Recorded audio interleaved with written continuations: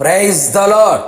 కరుణా కటాక్షము గలవాడును దయాదాక్షిణ్య పూర్ణుడైన యేసుక్రీస్తు శుభనామములో మీరు అన్ని విషయములలో వర్ధిల్లుచు సౌఖ్యముగా ఉందురుగాక.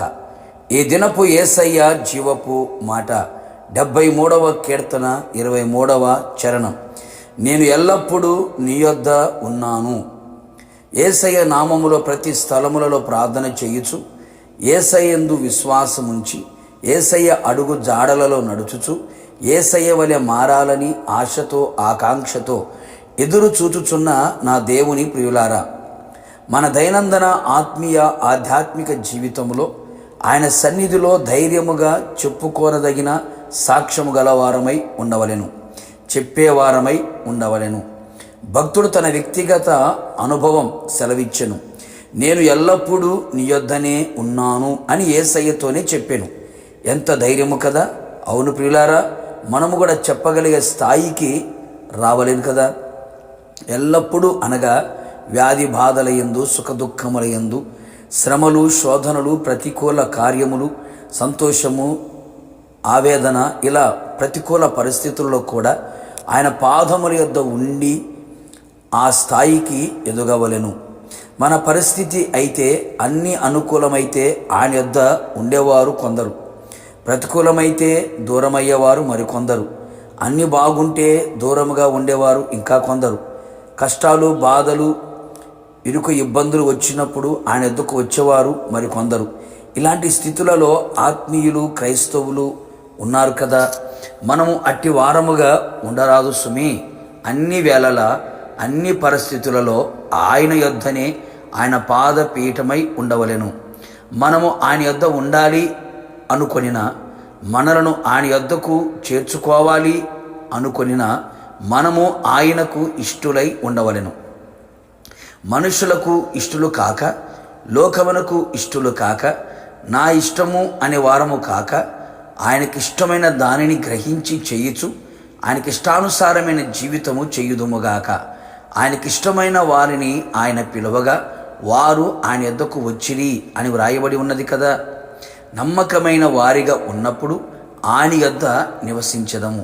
అన్ని విషయములలో కొంచెములో, మిక్కిలి కొంచెములో, దేవుని ఇంటిలో, నీ ఇంటిలో, నీ కలిగిన సమస్తములో నమ్మకమైన వారముగా ఉండాలి. నమ్మకమైన వారమని దేవుని వలన, దైవజనుని వలన, మనుషుల వలన సాక్ష్యము పొందేదము. ఆయనకు శిష్యులమై ఆయనను వెంబడించుచు ఆయన యొద్ద ఎల్లప్పుడూ ఉండేదము. ఎల్లప్పుడూ మనము ఆయన యొద్ద నిలిచి ఉన్నప్పుడు మన కుడి చేతిని ఆయన పట్టుకొనును, మనకు సహాయము చేయును. ఆశ్చర్యకరమైన సహాయము చేయుటకు ఆకాశ వాహనుడే వచ్చి అన్ని వైపులా, అన్ని విధాలుగా నీకు సహాయము చెయ్యును. కట్టబడిన కట్లని విప్పి, మూయబడిన ప్రతి తలుపులను తెరచి, అన్ని విషయములలో అత్యధికమైన జయమును నీకు అనుగ్రహించును. తన ఆలోచన చేత నిన్ను నడిపించి నీకు ఆలోచనకర్తయే ఉండును.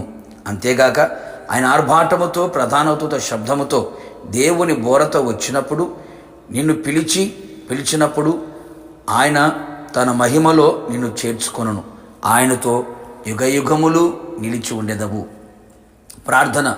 ప్రేమాస్వరూపి, పరిశుద్ధుడా, నిత్యాశ్రయ దుర్గమైన యేసయ్య, నీ పరిశుద్ధమైన పాదములకి కృతజ్ఞతాస్తుతులు చెల్లించుచు ఉన్నాం. మరొక్కసారి మీ జీవపు మాట చేత మన ప్రాణాత్మ శరీరములని మరింతగా మీరు బలపరిచినందుకే స్తోత్రాలు. భక్తుడు సెలవిచ్చినట్లుగా మేము కూడా ఎల్లప్పుడూ నీ యొద్ద ఉన్నాము అని చెప్పుకునే ఆత్మీయ స్థాయికి, స్థితికి రావడానికి కృప దయచేయండి. ప్రతి పరిస్థితులలో కూడా మీ యొద్దనే, మీ పాదపీఠం యొద్ద నిలుచున్నట్లుగా సహాయము చేయండి. నీ యొద్ద నిలిచి ఉన్నవారి కుడి చేతిని పట్టుకొని సహాయము చేసి జయమునివ్వగలిగిన దేవుడవు, ఆలోచన చేత నడిపించగలిగిన దేవుడవు, తర్వాత మహిమలో చేర్చుకొనగలిగిన దేవుడవు. అట్టి కృపని, భాగ్యమును మా అందరికీ దయచేయమని, మీరు ఆకడలు మేమంతా కూడా సిద్ధపడి మీతో కూడా యుగయుగములు ఉన్నట్లుగా కృప దయచేయమని యేసు నామములో అడిగి పొందుకొని ఉన్నాము తండ్రి, ఆమేన్. నిశ్చయముగా మీరును మీ కుటుంబ సభ్యులందరూ ఎల్లప్పుడూ యేసయ్య పాదముల యొద్ద నిలిచి ఉందురు గాక. God bless you.